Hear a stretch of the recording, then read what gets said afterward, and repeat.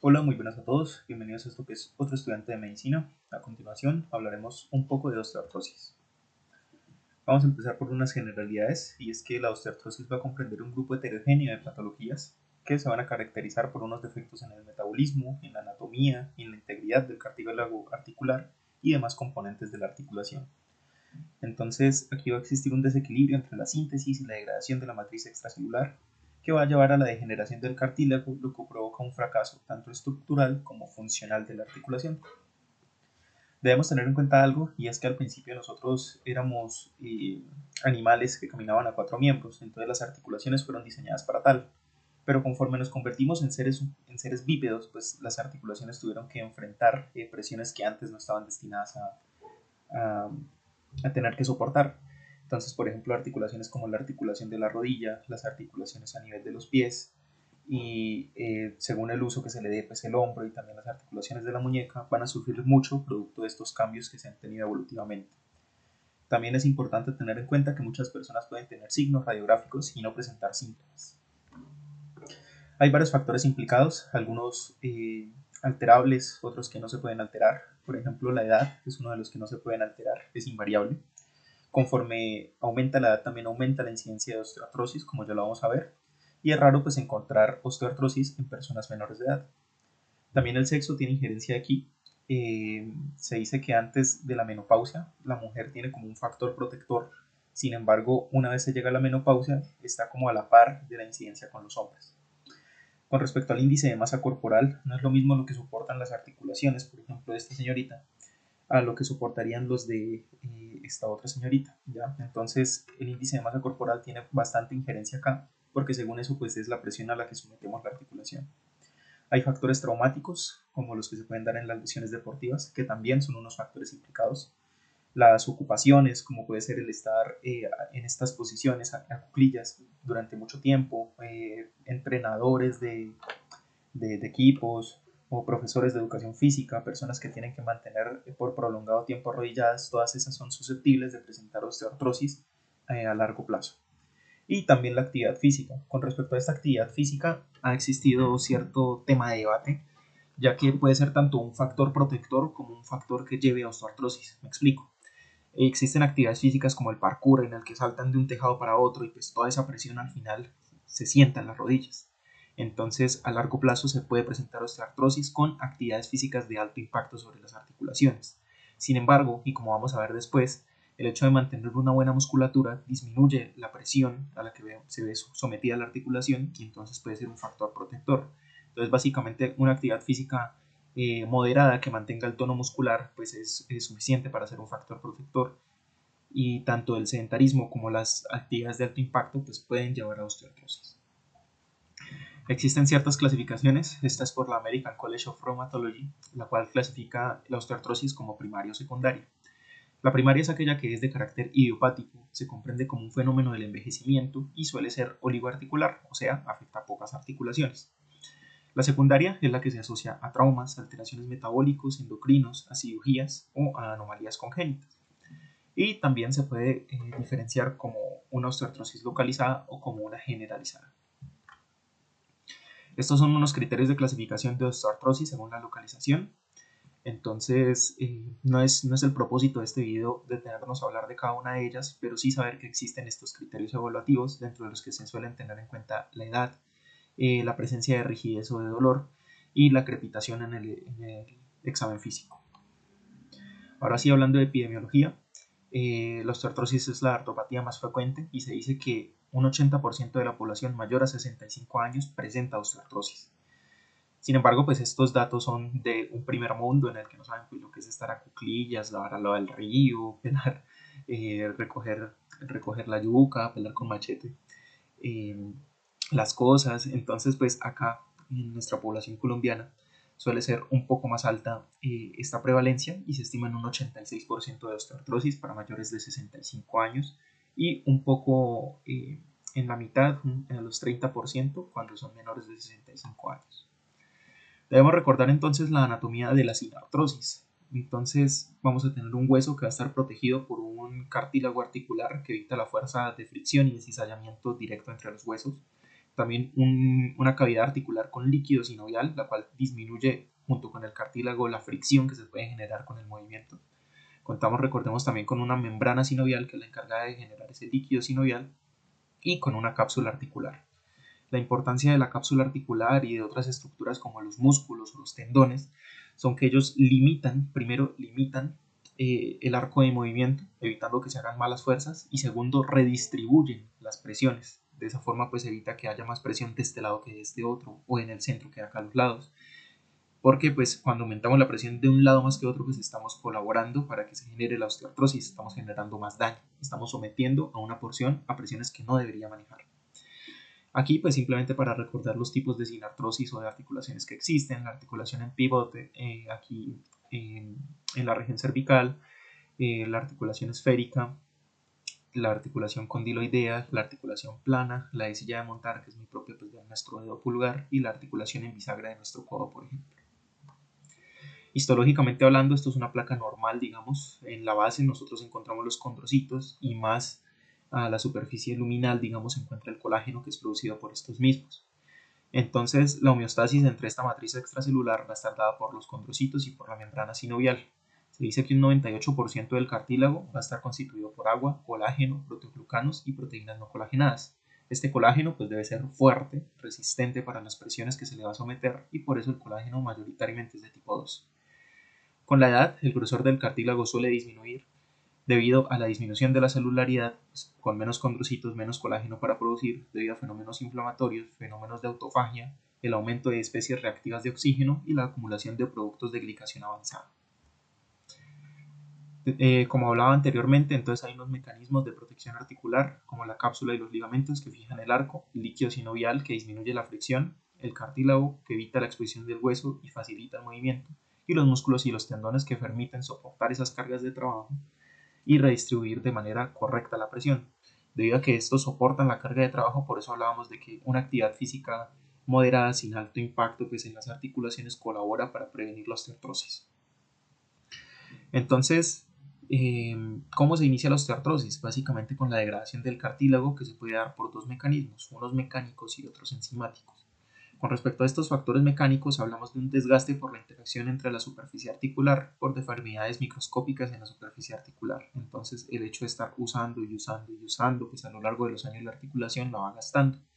Ese desgaste pues lleva al ablandamiento, a la permeabilización del cartílago y al paso del líquido sinovial, con su respectivo paso pues, de citocinas proinflamatorias, como vamos a ver posteriormente. Entonces se genera esta lesión, se daña el cartílago y queda expuesto el hueso.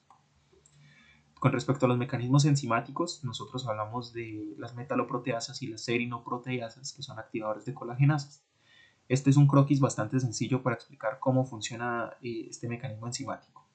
Entonces, nosotros no podemos secretar metaloproteasas, que son colagenasas, gelatinasas, proteinglipinasas, estromilinasas. No las podemos liberar así como enzimas activas, porque pues destruiría y las cosas inmediatamente se secretaran y pues habría efectos no deseados. Entonces, ¿qué pasa? Estas metaloproteasas se secretan principalmente en forma de zimógenos y después por medio de mecanismos de escisión ya se generan las metaloproteasas activas. Estas metaloproteasas pues, van a servir para el catabolismo del colágeno fibrilar, del colágeno amorfo, la fibrolectina, proteoglucanos, entre otros. Y una vez activas, estas van a ser controladas, o sea, va a ser un proceso controlado porque pues, va a actuar en lo que tenga que actuar y luego van a ser inhibidas por otras proteínas que son las TIMP. Entonces, esto es lo que se va encontrando progresivamente en la osteoartrosis. Primero unas fibrilaciones superficiales, como habíamos visto anteriormente, pues aquí no se presentaban esa clase de aberturas, cosa que aquí ya se empieza a presentar por los mecanismos que mencionábamos, tanto mecánicos como enzimáticos. Esto pues facilita luego a que las fuerzas, a que el movimiento de la articulación genere un cizallamiento y se generen fisuras profundas, que después llevan a la exposición del hueso y que se calcifique el cartílago, como ya lo vamos a ver luego. El estrés mecánico va a provocar que los condrocitos empiecen a secretar citocinas proinflamatorias. La principal, pero no la única de ellas, es la interleuquina 1, que es un mediador central en la pérdida de cartílago. Esta interleuquina 1 se ha asociado con la disminución de los inhibidores tisulares de las metaloproteinasas, o sea, lo que hablábamos de las TIMP. Si no funcionan las TIMP, pues aumento la función de las metaloproteasas. Un aumento de las agrecanasas, que habíamos hablado que son unos activadores, de las agrecanasas, también había un aumento de las serinoproteasas, una estimulación por parte del óxido nítrico sintetasa que aumenta pues la síntesis de óxido nítrico, que puede generar daño, y también la producción de prostaglandina E por parte de los condrocitos, que también es proinflamatoria. Y la interleuquina 1 también estimula la liberación de factor de necrosis tumoral alfa, interleuquina 8, complemento y prostaglandina E2, que colabora con el ambiente proinflamatorio. Aquí quiero hacer una acotación, y es que antes pues se usaba el término osteoartrosis porque se pensaba que esta enfermedad no tenía implicación inflamatoria, sino que era solo consecuencia del cizallamiento y pues de la edad y del desgaste.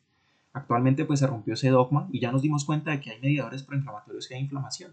Entonces, actualmente también se le puede decir a la osteoartrosis osteoartritis, porque sí es un proceso inflamatorio y pues no está mal. Básicamente osteoartrosis y osteoartritis son sinónimos. En un inicio pues se produce un aumento de la síntesis de matriz extracelular por parte de los condrocitos, pero cuando la balanza se inclina más hacia la degradación, pues entonces no hay nada que hacer y el efecto neto pues va a ser la destrucción del cartílago con la consecuente exposición del hueso.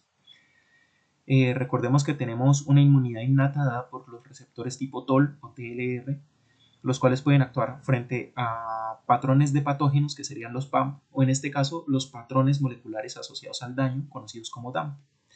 Entonces, la inmunidad innata, estos receptores pueden interactuar con los DAMP, que son liberados por el daño del cartílago y de las células, y entonces se aumenta de esa forma la síntesis de proinflamatorios, la angiogénesis y la quimiotaxia. También se puede llegar a generar una producción de factores de crecimiento como el factor de crecimiento transformante beta y el BMP2, los cuales estimulan la formación de osteofitos, que son estos que nosotros vemos acá, o estos que veíamos anteriormente en una imagen, que son estos. Estos son los osteofitos, los cuales son como unas prolongaciones del hueso que van a colaborar pues con el cizallamiento y con la pérdida de funcionalidad y movilidad. El cartílago en condiciones normales es avascular, pero los procesos de inflamación, como habíamos visto, pues llevan a la invasión de vasos sanguíneos mediados por el factor de crecimiento endotelial vascular. Bueno, a final de cuentas, lo que pasa es que pues, el cartílago no es inervado, entonces pues realmente no genera el dolor. Entonces, ¿qué es lo que genera el dolor en la osteoartrosis o osteoartritis? Pues que el cartílago no es inervado, pero el hueso sí, y es ricamente inervado. Eso es lo que genera el dolor incapacitante del paciente con osteoartrosis. Entonces, clínicamente hablamos de una enfermedad gradual. La artrosis primaria suele ser asintomática hasta los 50 años, porque de ahí a que se exponga el hueso y que se genere el dolor y pues la alteración funcional, pues se requiere un tiempo. Y en una persona joven, menor de 50 años, que se encuentre osteoartrosis, pues se debe tratar de buscar unas causas subyacentes, porque no es algo normal. Y pues generalmente en personas jóvenes se deben a procesos secundarios, como hablábamos, como el trauma o las actividades que se realizan. Entonces, la primera causa de consulta en estos casos es el dolor. Entonces, el dolor es en la mayor parte de los días, es de carácter sordo, profundo, a veces es caracterizado como punzante. Se presenta en la articulación afectada. En un inicio, el dolor es cuando se usa la articulación, y ya después en estadios posteriores también se da en el reposo durante la noche. El dolor no se correlaciona con el daño estructural. El dolor va a depender de la afectación articular y periarticular. Y por eso el dolor pues va a depender de la presión intraósea, el estiramiento periostal, microfracturas, la sinovitis y la distensión capsular. Algo clásico pues, de estos pacientes también va a ser la rigidez, y es que se va a ubicar en la articulación y se da posterior a la inactividad. Entonces se habla de una rigidez matutina. El paciente duerme y luego se levanta otra vez con una rigidez en la articulación. Entonces el paciente tiene que, digamos, calentar la articulación, tiene que movilizar la articulación hasta que pues otra vez vuelva a recobrar la movilidad. Entonces esa rigidez es de corta duración y son 30 minutos que el paciente pues tiene que calentar la articulación para poder moverla. Obviamente pues esa rigidez y ese dolor llevan a una incapacidad funcional, porque el paciente tiene temor, primero pues a que al mover la articulación le duela, y segundo pues porque tiene imposibilidad al tener rigidez, entonces altera la movilidad. Y el hecho de que el paciente vea cómo poco a poco se va deteriorando su funcionalidad, pues también genera cuadros depresivos y de ansiedad. En el examen físico lo que uno encuentra al mover la articulación es crepitación, se encuentra una disminución del rango del movimiento articular, un dolor localizado en la línea articular o periarticular, un incremento de la temperatura y ya en estadios avanzados deformidad, atrofia muscular por no querer mover la articulación, pues no se usan los músculos tampoco y se atrofia. Y algo importante es que en esta enfermedad no se produce anquilosis. El diagnóstico pues tiene que, pese a que representa la osteoartrosis representa la mayoría de los casos de estas enfermedades, pues se tiene que realizar un buen diagnóstico diferencial con respecto a la artritis reumatoidea, la bursitis y entidades como la gota, entre otras. Se debe propender también por clasificar el cuadro como primario o secundario, ya que según eso pues, va a ser la opción terapéutica, y se requiere una evaluación por especialista, más que para el diagnóstico, es para hacerle un correcto seguimiento y tratamiento a la persona. Para el diagnóstico en las rodillas se debe realizar una radiografía anteroposterior y lateral de ambas rodillas en carga, es decir, deben estar los pacientes de pie. Ojo, solo para esta radiografía de rodillas se usa la clasificación de Kellgren-Lawrence, que ya la vamos a ver, y no se justifica el uso de resonancia o el uso de ecografía. ¿Por qué? Porque la ecografía no sirve para ver tejidos blandos, sino hueso, y la resonancia pues no sería costo efectiva para el sistema de salud nuestro. Entonces, por eso el gold estándar, pues, digámoslo, o lo que nosotros usamos en nuestro medio es la radiografía. Esta entonces es la escala de Kellgren-Lawrence, en donde hablamos de un estado 1 cuando hay una formación incipiente de algún osteofito. Un estado 2 cuando se generan los osteofitos y hay leve disminución del espacio. Un estado 3 cuando hay osteofito y pérdida del espacio femorotibial. Y los estadios 4 pues ya son cuando digamos, nosotros podemos apreciar como si se pegara la articulación, ¿ya? Entonces eso es pérdida del espacio y esclerosis asociada, que son estos bordes más blanquecinos que nosotros encontramos. Con respecto al tratamiento, nosotros hablamos de una analgesia, pues hablamos de que el principal motivo de consulta es el dolor, entonces es saber generar analgesia, disminuir la discapacidad, mejorar la funcionalidad y con todo esto mejorar la calidad de vida del paciente. Se debe tener en cuenta también que el médico general es una figura de prevención, no debemos perder esta figura. Entonces, el médico general debe saber incentivar a los cambios de hábito de vida. Entonces, los pacientes que tienen sobrepeso y obesidad, como habíamos hablado del IMC, tienen injerencia directa con la presencia de osteoartrosis. Entonces, saber manejar el IMC de las personas o incentivarlas a pues, bajar de peso. Y saber pues, ver las profesiones de las personas y pues recomendar evitar el impacto excesivo de las articulaciones por medio de las actividades que se desempeñan. Este es un pequeño croquis que saqué del libro que ya veremos en la bibliografía.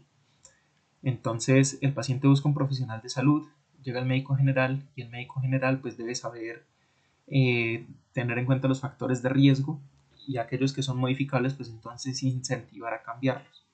Una vez ya se tiene un diagnóstico de osteoartritis, pues entonces dependiendo de la severidad nosotros lo podemos clasificar como leve, moderado, severo y según eso va a ser la conducta que varía desde los cambios no farmacológicos en estilo de vida al tratamiento farmacológico y en último, en los casos más severos, el tratamiento quirúrgico.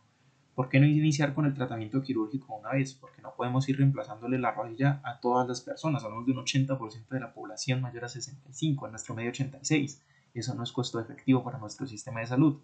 Por eso el tratamiento quirúrgico se utiliza de última línea. Entonces los cambios en el estilo de vida corresponden, como ya hablábamos, al control del índice de masa corporal, a la rehabilitación física para mejorar la fuerza muscular, que hablábamos de pues, que disminuye las presiones y las redistribuye de mejor manera. Con respecto a la analgesia, entonces recordemos el concepto de una escalera analgésica. Nosotros vamos empezando de lo más suave a lo más duro. ¿Listo? Entonces empezamos con no opioides, el clásico acetaminofén, aunque nos recriminen mucho a nosotros por formular acetaminofén, pues es innegable el gran uso que tiene. Entonces se empieza con acetaminofén, 1 gramo cada 8 horas. Si no funciona, si el paciente es refractario a acetaminofén, pues se usan AINES por cortos periodos debido a sus efectos secundarios. Recordemos que se encuentra asociado a hemorragia de vía digestiva alta, puede generar nefropatías y alteraciones en la coagulación. Debido también a estos efectos secundarios, recordemos nunca o procurar no dar AINES a pacientes anticoagulados, pacientes nefrópatas y pacientes sometidos a cirugía de bypass coronario. En caso de que no funcionen tampoco los AINES, usamos los opioides, como el tramadol. Y eso que pues, el tramadol es uno de los más suaves dentro de los opioides. Ya después de eso, pues se seguirán utilizando otros medicamentos si se continúa con esa refractariedad del tratamiento.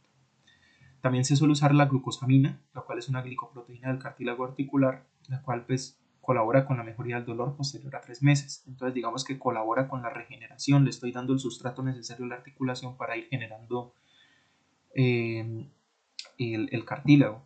Sin embargo, pues si ya el cartílago no existe, si encontramos un paciente así en el que pues ya no existe cartílago ni existe espacio, pues es poco el beneficio que va a tener nuestro paciente. Entonces la glucosamina y el conductil sulfato generalmente sirven como un mecanismo de prevención que disminuye la progresión de la enfermedad. Sin embargo, no la cura. Esta enfermedad es incurable, no existe cura actualmente.